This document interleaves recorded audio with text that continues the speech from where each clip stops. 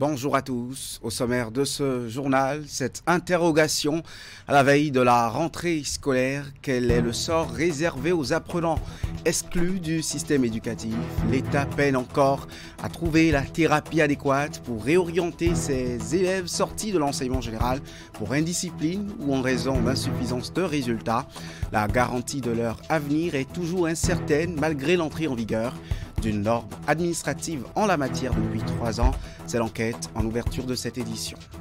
Et pendant que les vacances suivent encore leur cours, on s'interroge sur les opportunités de distraction des jeunes et adolescents des localités à l'intérieur du Bénin. Ils n'ont pas les mêmes chances que les habitants de Cotonou et environ. On sera à Lokossa où les loisirs se limitent au football, aux jeux de cartes et quelque peu aux jeux vidéo chez les plus jeunes.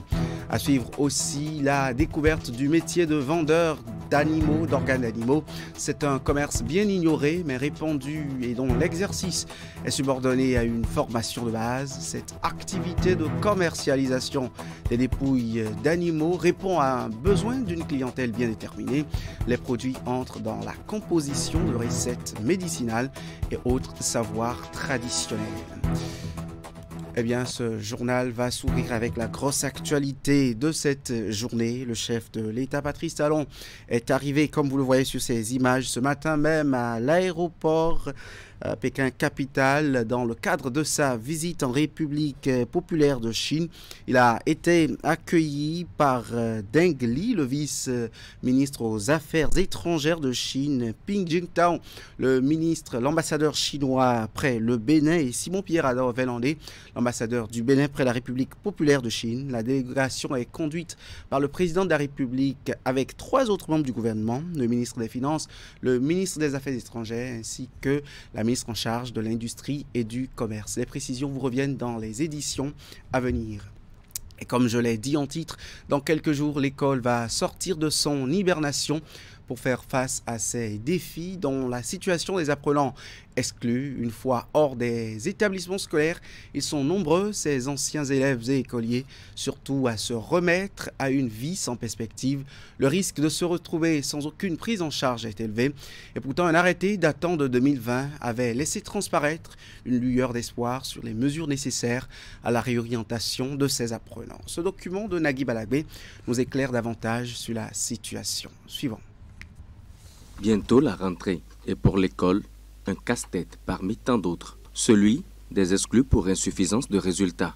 Nombreux sont-ils qui chaque année se retrouvent en deçà des seuils définis par la réglementation en vigueur et pour qui l'horizon pourrait s'assombrir. On exclut pour insuffisance de résultats ou bien on exclut pour indiscipline. En réalité, l'école n'est pas faite pour exclure les enfants. Mais je trouve que parfois on se retrouve face à des apprenants qui sont en réelle difficulté d'apprentissage. Si on nommait le cas de ceux qui sont indisciplinés, il y en a qui, en changeant au cours des années, n'apprennent pas, au cours des années ne sont pas performants pour aller en classe supérieure. Cela suppose que peut-être on devrait s'asseoir et étudier le cas. En la matière, une volonté politique pourtant claire, mais qui peine à se traduire dans du concret. Une réforme en vigueur depuis 2020 préconise en effet une réorientation le cas échéant. Mais dans les faits, la réalité est tout autre. Si on peut les sortir du système classique et les mettre peut-être dans des centres de formation professionnelle, ça devrait aller. C'est ce que l'État a prévu, mais ce fait qu'on n'a pas encore le système en place pour les accueillir. Le système d'accueil n'existe pas encore en tant que tel. Donc seuls les parents qui ont les moyens peuvent, par suite de l'exclusion de leurs enfants, inscrire ceux-ci dans des établissements professionnels pour que ceux-là commencent une formation en 9 mois ou en 2 ans ou en 3 ans, quitte à ce qu'au bout de ces années-là, ils obtiennent un diplôme professionnel. L'arrêté 2020 pour produire les effets escomptés implique une batterie de mesures et de dispositifs jusque-là inexistants. Ceci, 3 ans après son entrée en vigueur. La mise en œuvre, c'est qu'on peut dire qu'on a mis un peu la charrue avant les bœufs. On n'a pas pu prévoir les structures d'accueil. D'accord, et on a mis l'arrêté en route. Mais aujourd'hui, ce que nous faisons, c'est quoi? C'est qu'au lieu de les exclure, nous leur faisons une réinscription. Donc la réorientation qu'on devait avoir, ce n'est plus une réorientation, mais une simple réinscription dans la même orientation, comme on peut le dire. Donc c'est ça l'insuffisance majeure du test qui est là. Et le gouvernement travaille puisqu'ils ont parlé, n'est-ce pas, des lycées techniques. Je pense que quand ce serait effectif, on va passer maintenant à la bonne application de cet arrêté qui en réalité a pour objectif de sauver ces apprenants en difficulté d'apprentissage général. Hormis les exclus pour travail insuffisant, on note également le cas des épinglés pour faute disciplinaire grave et dont la situation est on ne peut plus délicate. En réalité, pour aller à l'exclusion dans un établissement, il faut déjà passer par un conseil de discipline. Et au cours de ce conseil, plusieurs acteurs sont invités pour apprécier le comportement de l'apprenant et décider de la sanction appropriée. Donc l'exclusion, c'est en quelque sorte la sanction suprême que l'on applique aux apprenants. Mais on ne peut pas exclure l'apprenant sans aviser le ministre. Cela fait que quand on finit de tenir le conseil de discipline qui devait être assorti d'une exclusion, il faut adresser maintenant une note au ministre pour lui présenter la situation. Et on attend même l'avis du ministre avant de prononcer officiellement l'exclusion de l'apprenant. Plusieurs centaines de jeunes chaque année tombent en travers d'une réglementation à tout le moins inopérante, sans plus d'options que la rue, en attendant que la bureaucratie fasse mieux que de simples déclarations d'intention pour mettre en place les mécanismes appropriés. On reste à l'école, la dictée, un exercice obligatoire par le passé pour les élèves qui n'est plus assez présent, cet exercice, dans les programmes scolaires aujourd'hui. Une activité qui a pourtant démontré toute son importance dans la construction des compétences linguistiques comme l'orthographe et la grammaire chez les apprenants. La place de cette discipline aujourd'hui dans le système éducatif nous intéresse dans ce mini-magazine. Plusieurs années auparavant, les écoliers du primaire étaient soumis à une tâche en français, la dictée. Cet exercice consistant en un test lu à haute voix qui doit être transcrit selon les règles de l'orthographe a pour but de relever le niveau des apprenants d'une part, de leur donner le goût de la lecture afin d'éviter les fautes d'orthographe ou de grammaire d'autre part. Mais d'année en année, on constate que cet exercice ne se fait plus comme par le passé. L'intensité, n'est-ce pas, du travail de contrôle au niveau donc du français est répartie sur plusieurs formes. Donc on n'insiste plus comme cela se doit parce que la dictée n'étant plus éliminatoire, on n'insiste plus sur sa pratique quotidienne et rigoureuse. Conscient de la perte de valeur de cet outil dans le système éducatif, des initiatives privées sont prises par certaines personnes qui ont connu les moments de gloire de la dictée dans les établissements scolaires. La dictée du président, c'est la trouvaille de ces dernières pour raviver la flamme dans le rang des apprenants. On a réalisé que la dictée n'était plus au CEP et on voyait également le niveau des enfants qui baissait. Donc nous avons décidé de mettre en place ce concours pour stimuler déjà à la base les enfants pour qu'ils prennent goût à la lecture, qu'ils prennent également le goût à la compétition, disons. Ce sont des moments d'émulation et de compétition qui permettent aux participants de prouver leur capacité de maîtrise de la langue française et surtout de l'orthographe. Ces deux apprenantes se sont illustrées au terme de l'édition en occupant les meilleurs rangs grâce aux exercices qu'elles font au quotidien. Je fais des dictées, je fais la lecture et mon grand-père me fait aussi parfois des dictées. Pour être la meilleure à la maison, je m'entraîne souvent à faire des dictées et en classe, je suis bien les cours. Le manque d'engouement des enfants pour la dictée reste un constat, vu qu'elle constitue un vrai baromètre pour jauger le niveau des apprenants. Il faut multiplier les initiatives visant à soumettre les enfants à cet exercice formateur. Les parents peuvent, à la maison, trouver des manières de motiver l'enfant à faire des dictées. Je crois que entre les directeurs d'école, les conseillers pédagogiques, je veux parler des encadreurs pédagogiques, doivent actuellement mettre l'accent sur cette forme d'évaluation du français qui est la dictée pour que la pratique puisse être régulière et permettre à ce que les enfants soient familiers à la chose. L'exercice de dictée ne se limite pas à des règles grammaticales. Elle représente aussi la maîtrise de la langue et la recherche de l'excellence. Dans un autre volet de l'actualité dans ce 13h au Bénin, la tresse communément appelée aféfé est une des variétés africaines les plus répandues depuis des décennies. À l'origine, c'est un style de coiffure purement artisanal. Aujourd'hui, il existe plusieurs modèles de type aféfé que les dames adoptent. Une équipe de notre rédaction a fait un tour dans la ville de Cotonou pour en savoir davantage sur les nouveautés de cette tresse. Suivant. Elle est l'une des tresses africaines la plus répandue, et ceci depuis des décennies. Communément appelée aféfé, cette tresse, tant prisée par les femmes de tous âges, garde toujours sa valeur au fil du temps. Aféfé,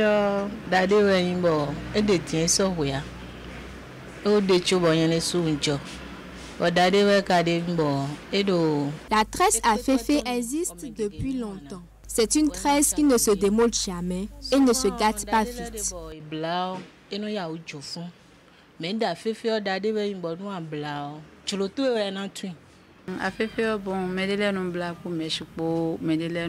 Il y a des gens qui le font avec des mèches ou simplement avec leurs propres cheveux.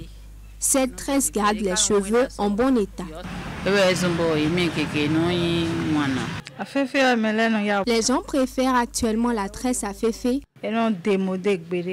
Cette tresse, couramment appelée aféfé, est à l'origine un style de coiffure purement artisanal. Pour la plupart des femmes rencontrées dans la ville de Cotonou, plusieurs raisons sous-tendent leur préférence pour cette tresse qui, au dire des coiffeuses, occupe une place très importante dans la galerie des tresses. Moi j'aime aféfé parce que c'est naturel. Les mèches, ça dérange un peu, surtout à Cotonou, au Bénin ici, la chaleur, ça dérange.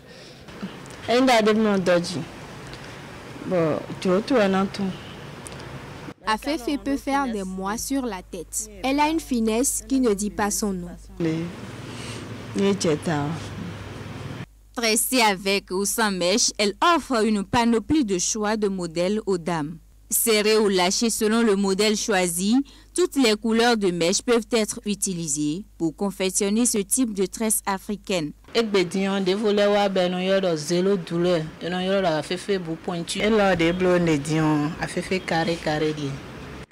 y a plusieurs formes d'aféfé. Dans l'ancien temps, c'était appelé aféfé écaille. Maintenant, il y a aféfé zéro douleur, aféfé carré, aféfé triangle, etc.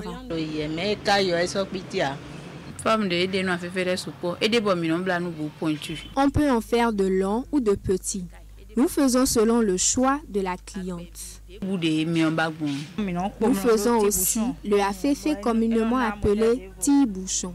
Avec l'évolution de la mode et des astuces de beauté féminine, aféfé a subi de nombreuses transformations au fil du temps. Tressée le plus souvent directement sur crâne, elle se confectionne aussi en perruque depuis quelques années. Un style de tresse à la portée des bourses de toutes celles qui la désirent.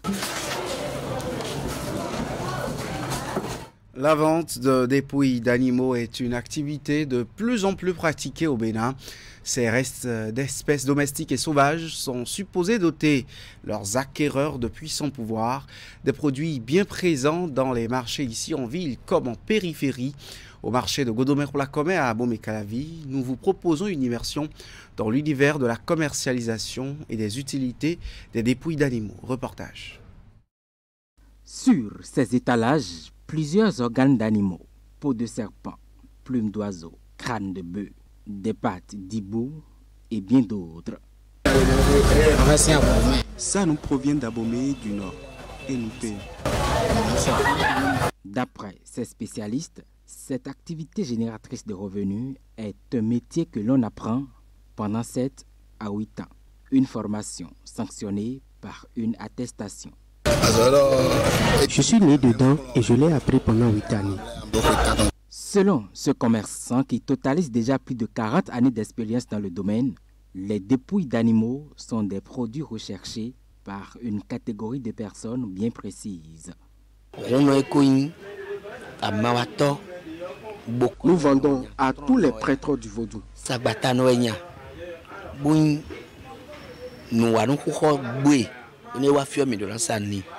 Ces produits sont utilisés à plusieurs fins, dans le domaine sanitaire, social et même économique. Ces organes issus d'animaux empaillés interviendraient dans la préparation de diverses recettes. Les baux, ce sont des savoirs qui associent le règne minéral, végétal et animal, donc les Nukuku, d'accord, pour utiliser leur efficacité et résoudre des problèmes politiques. Lorsque, en période électorale, les gens veulent être bien vus, ils font des beaux technologies. Il leur faut des beaux technologies. Il leur faut quelque chose qu'ils mettent en poche. Et quand ils arrivent, ils sont illuminés. Et les gens sont magnétisés, attirés par eux.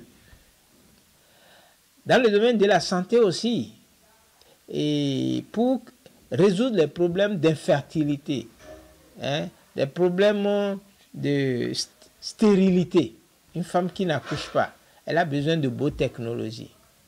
Le commerce des Nukuku entre en fait dans le besoin de performance du citoyen africain. Les marchés de vente des dépouilles d'animaux existent dans presque toutes les régions du Bénin et chacun y va selon ses besoins. En sport, le conseil d'administration de l'association de la presse sportive du Bénin a été reçu en audience par le président du comité national olympique et sportif du Bénin. Au menu des échanges, présentation de l'association et ses objectifs au président Julien Minavoa. La séance s'est déroulée au siège de l'instance hier à Cotonou. L'essentiel à retenir de cette séance d'échange avec Candide Oumoeto. La rencontre a été brève, mais à l'évidence satisfaisante. Et l'émotion affichée des membres du conseil d'administration de l'association de la presse sportive du Bénin, reçue en audience par le président du comité national olympique, en dit long. Avoir la chance d'être reçu par le patron des fédérations, c'est tout un honneur. Au-delà de l'honneur que le président nous a fait, c'est la célérité avec laquelle le président nous a reçus, parce que je rappelle que la note d'information d'audience a été déposée le 23, et là nous sommes le 30, donc ça fait exactement une semaine. C'est un peu pour dire que le président ou l'institution a vu juste en décidant de nous rencontrer plus tôt. Au départ, ils sont venus présenter leur association au bureau exécutif du comité national olympique et sportif du Bénin. Mais très vite, l'association de la presse sportive du Bénin se fera un allié de taille. Aujourd'hui,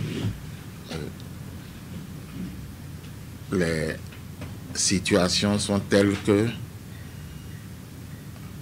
c'est votre association qui, moi, me paraît la plus proche des réalités de la presse sportive d'aujourd'hui. Voici un creuset qui vient répondre à une vieille ambition du président du comité national olympique. Un regroupement de journalistes qui va favoriser la promotion du sport au Bénin. La volonté est demeurée, l'ambition est demeurée, mais les partenaires avec lesquels je dois pouvoir mettre en œuvre cette ambition n'existent pas. Voyez-vous, Monsieur le Président, une structure comme la vôtre était non seulement souhaitée, mais désirée depuis toujours. Vous êtes la bienvenue. Les discussions ont été conviviales. Les membres du conseil d'administration de l'APS Bénin ont présenté les objectifs de l'association à leur hôte. Une copie des documents du congrès constitutif a été remise au président du Sénos Bénin. Nous repartons reconfortés par notre vision, reconfortés et soulagés, et beaucoup plus aguerris et motivés par les sages conseils que nous avons reçus du président du comité national olympique et sportif du Bénin. En gros, c'est une délégation qui n'est pas très satisfaite et mettra en œuvre tous les conseils que la délégation a reçus de la part du président Julien Minavoa. Depuis la création de l'association de la presse sportive du Bénin, Les membres du bureau dirigeant tissent les relations de collaboration avec les institutions nationales. Le chemin pour favoriser le rayonnement de l'APS Bénin est tout tracé et la démarche s'ensuit.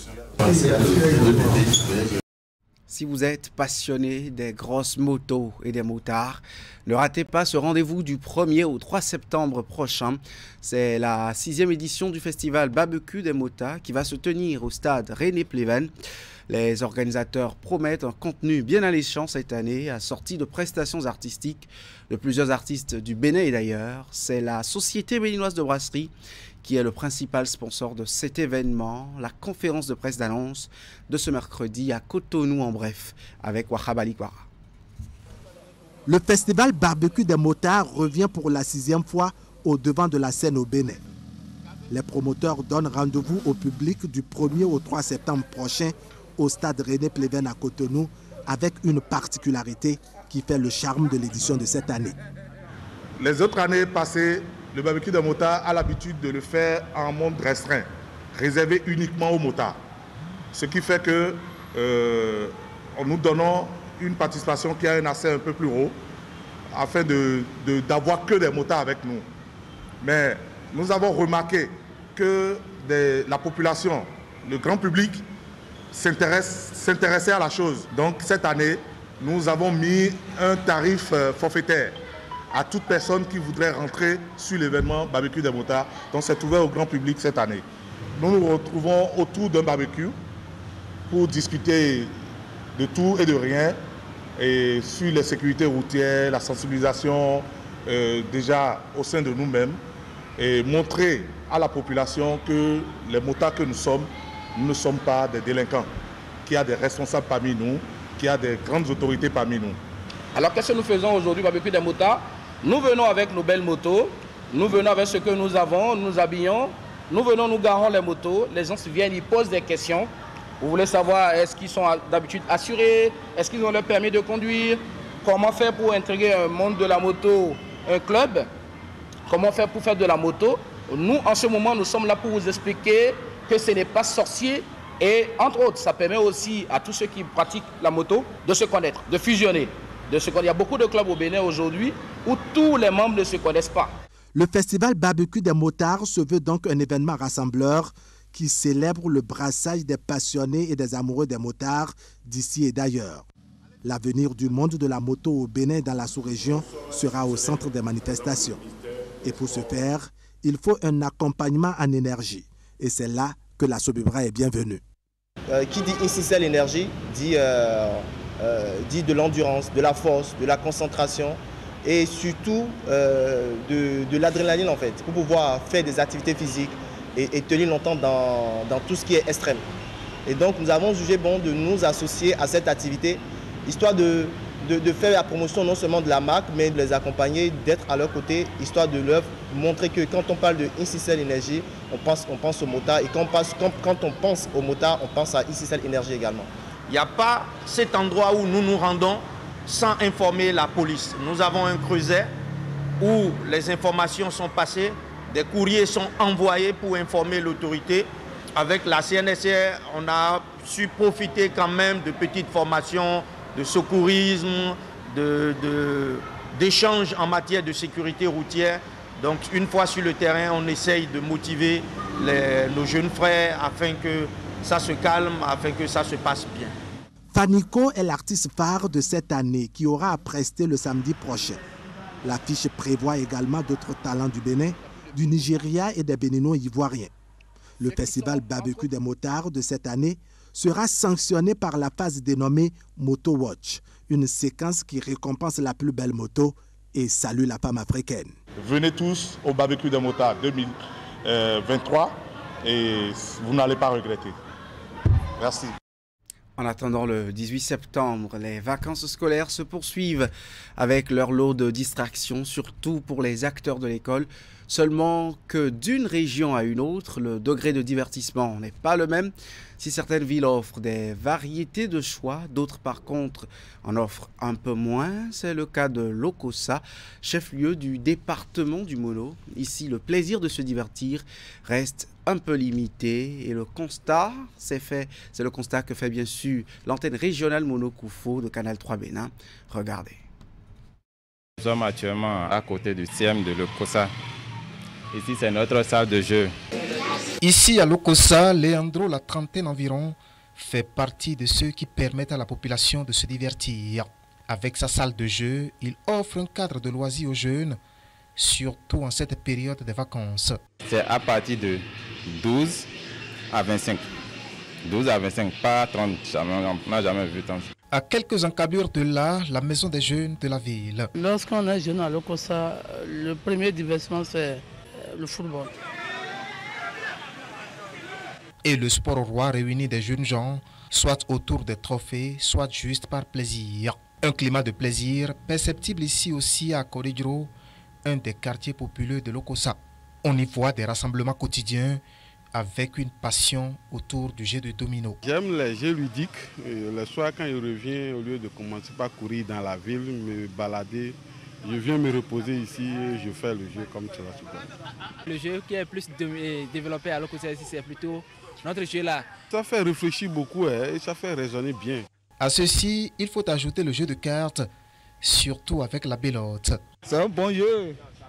Et quand tu joues là, bon, on est à l'aise, on oublie tous les soucis. Il n'y a pas assez de loisirs à Lokossa. Et la belote, souvent, c'est pendant les vacances que ça se joue. La pétanque, le basketball et le handball complètent le catalogue de jeux qui permettent à la jeunesse de Lokossa de se divertir, surtout au cours des vacances scolaires. L'implantation de sites touristiques pourrait apporter une variété à une population qui aspire beaucoup plus à l'épanouissement. Et ce journal va se refermer avec ces images de Patrice Talon à l'aéroport capitale de Chine. Et bien sûr, le chef de l'État béninois est en visite d'État dans la République populaire de Chine. Sa délégation est conduite par lui-même et composée de 3 membres du gouvernement. Le ministre des Finances Romuald Wadani, le ministre des Affaires étrangères Olusegun Ajadi Bakari et la ministre en charge du commerce et de l'industrie, Sadia Assouma. Les précisions de cette information et de bien d'autres vous reviennent dans le 19h30. Mais avant, il y a le bulletin de 16h. L'information est en continu sur Canal 3 Bénin.